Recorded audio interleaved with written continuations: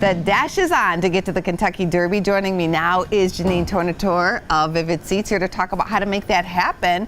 I'm happy to have you on the show because I actually tried one time to go to the Derby, and you have to plan a year out. You really do. This is one of the most sought after events in the country. It's always on everyone's bucket list, and it's more than 150,000 spectators, so it's one of the largest. And spectators to this event certainly book farther in advance than any of the other horse races that we see. You are always great at finding those sneaky deals, though. So for someone who's thinking, maybe I can get away this weekend, make a long weekend of it, what would you do? What do you suggest? Well, there are still tickets to get into the Kentucky Derby. The get-in price on VividSeats right now is about $80. That's for the infield general admission ticket. So you don't have a seat, but you're partying on the infield with everyone. That's the party.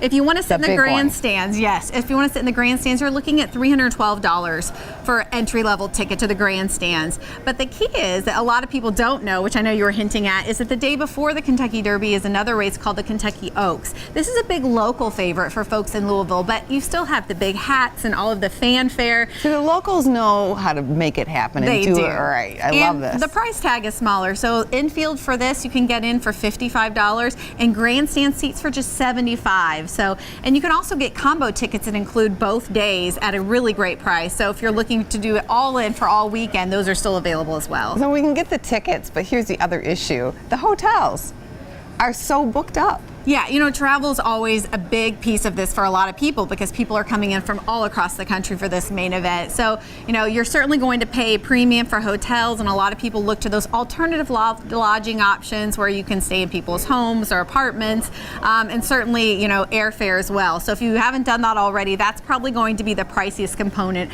of this experience yet. Right, you might have to drive a couple of cities over, but at least you can find a bed somewhere. All right, so ticket prices well within range, do you think, compared to other horse races or not?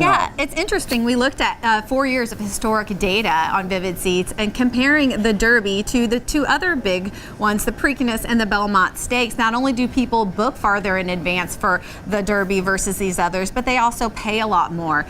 They're paying on average about 50% more for the Derby versus these other races that are part of the Triple Crown. So maybe you just wait, get past the Derby and try to make your way to the Preakness. And that is exactly what a lot of people do. You see that people book their Derby tickets 77 days in advance on average versus the Preakness and Belmont Stakes just 15 days in advance. So the theory is that a lot of people are waiting to see which horses do well at the Derby as these other two are following the Derby later in the season. Who knows, maybe we will have a Triple Crown winner this year. That would be exciting. That would be. Thank you for coming on the show. Thanks for having me.